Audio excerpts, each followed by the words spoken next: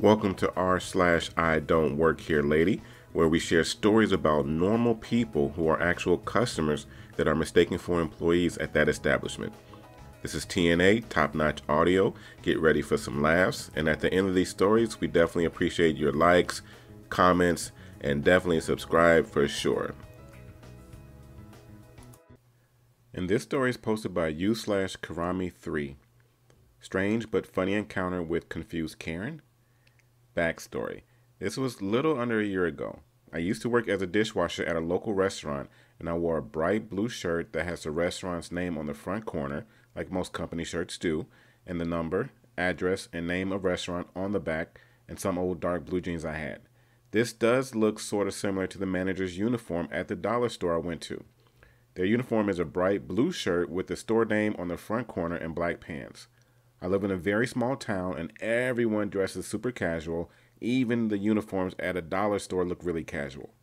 My town is so small that most people work at the towns around us, so there isn't many employees at the dollar store, and it's hard to find one if they aren't at the register, and it takes them a few minutes to get to the register when there is a customer waiting. I usually don't mind this because I never shop when I'm in a hurry. I am also a socially awkward person and don't talk to people much, so this encounter was just really strange for me. The cast. Me, duh. CK, confused Karen. Story. I just got off my shift at work and decided I wanted to hit up the dollar store for some snacks.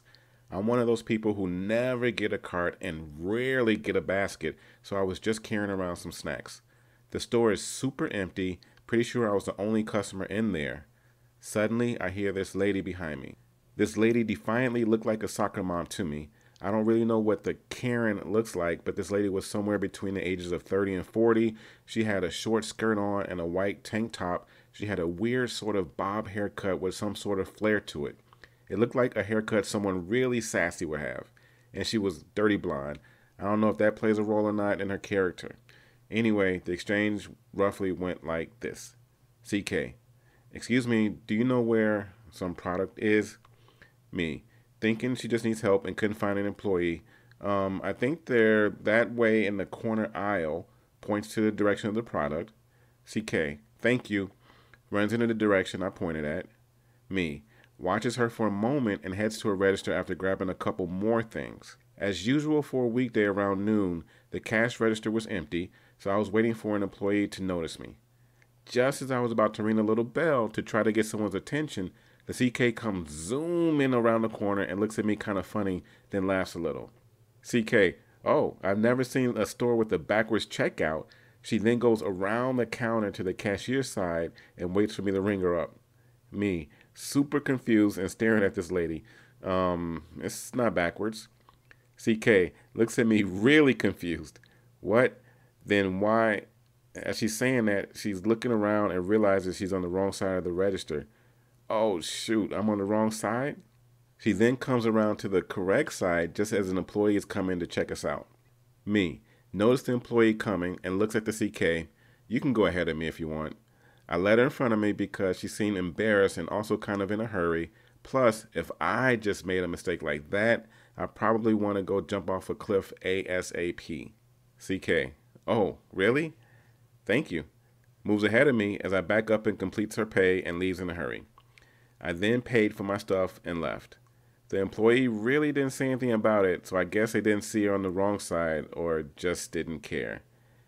It was only after this experience all the questions popped in my head like, did she not see me carrying stuff? Did I really look like an employee there? And other questions like that. And after a while, it was questions like, my shirt and pants are covered in bleach spots and food stains. How the heck did she mistake me for an employee there? And this story is posted by u/depot-throwaway. It's Halloween. This is a costume. Cast. Miss Amabilia and Miss Old Lady, maybe 70 to 80 in the neighborhood, is she. Me, currently 22, but 20 at the time of this incident. Context. When I was 18, I was shopping around a secondhand store when I found it. A big orange apron with the logo of a popular hardware store on it. I was surprised as I also saw my name on it, but I do have a fairly common name. The planets were aligned and our fate was obvious, so I bought it and hung it in my closet. The story. Flash forward to when I'm 20, out of my parents' house and living in a frat house while I attended college. Halloween night was right around the corner, but I was planning on just staying at home myself while the others went out. Right around this time, I was trying to scale down my storage as my room was getting a bit cluttered, tossing out old birthday cards, childhood toys, and the like when I found it, the old apron. I had completely forgotten I had packed it. I immediately knew I couldn't let this opportunity go to waste, so I hung it in my closet and waited for Halloween to come around. Halloween, circa 2017. I tossed on a dress shirt and slacks I had from my business classes and tied the apron around my waist, then head out with my brothers, most of them already a bit drunk, to go trick-or-treating. It was the first time in years I had done it, so I was excited. We were scoring. Big candy, rare candies. I even got one of those Japanese candy kits. Our frat house was in a fairly wealthy suburban neighborhood by the school, mainly so it would fit all the different members. Soon enough, we make our way to Miss Amabilia's house. We all get a big chocolate bar. As we were walking away, Miss Amabilia called me over. I was confused, but in my mind, all I could think of was extra candy. Nope. Miss Amabilia, I hate to interrupt your night out, but do you think you could fix my sink? It's leaking a bit. Me. Huh? Miss. Well, you work for the hardware store, so I figured that you could. Me. Oh, no. I'm sorry, ma'am. This is just an apron I found at a secondhand store. You know, like a Goodwill. Miss. Oh, I'm sorry. I just figured since your name was on it. Me. Nope. Just a lucky find. Miss. Well, have a great night, dear. Good hunting. She smiled. I ran back to my frat brothers. One of them actually was working as a plumber to get himself through college, and he was sober, so I convinced him to help her out. She got her sink fixed, and we both got a couple extra chocolate bars as a thank you. It was a good night. And this story is posted by you/Zakun534. I've given you my money, now do your job. Sir, you're not our customer. I work for one of the largest Scandinavian airlines at the check-in desk. I encounter some of humanity's worst on a daily basis, but this one in particular stood out to me. It started when I noticed that my coworker at the desk next to me was being berated by this older man.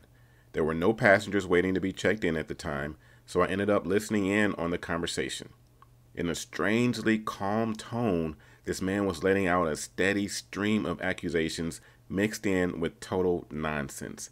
Man, I will be contacting all the newspapers and let them know about how you are scamming people out of their money. This is your responsibility to fix, so you will have to fix it. CW, I'm very sorry. However, due to this ticket, man, I gave you my money, so you are going to fix this. This conversation kept looping pretty much exactly like this, over and over, without my coworker ever getting enough time to explain the problem to the passenger without being cut off. I quietly asked CW if he needs me to call for a supervisor, but to my surprise, he responded that everything was going great with a grin on his face. With me butting in on the conversation, it finally created enough room for my CW to finally explain to the passenger what the problem was. CW, sir, you are traveling with R Air, established Irish low-budget airline. We work for S Air. What do you want us to do? Without hesitation, the older man continues to tell CW off. Man, it is S Air that got my money, so it is your people who are going to fix my ticket. CW, there is nothing we can do with this ticket as it is for a different airline that we have no affiliation with. If you want our help, you will have to visit our ticket office. He points in the direction of the ticket office. Man, I've already given you my money. Why would I give you even more? At this point, it's been over 20 minutes of this, and both me and CW are starting to get fed up by this man's antics, and I walk around the counter to stand next to the man. I gesture towards the ticket office, and as politely yet forcefully as I possibly could, I shut down the conversation by telling him that there is nothing we can do for him at the check-in counter and that he will have to go to the ticket office for help. He grumpily starts walking toward the office while continuously telling us how bad at our job we are. And that was the end of it, or so I thought. About an hour passes by and I've switched over to helping people out with the self-check-in machines. I'm having a conversation with my supervisor about nothing of importance when suddenly the man returns. He immediately makes a beeline to my supervisor and starts his rambling again, with the only addition from the previous ramble being him telling her how he had apparently managed to talk to the boss, he made air quotes as he said this, about something. He started to become illegible at this point, but he pretty much regurgitated the conversation we had earlier. My supervisor immediately realizes what kind of situation it was and pretty much ended up ignoring him, helping another passenger who was an actual customer of ours, leaving him to continue complaining to the only worker there, me.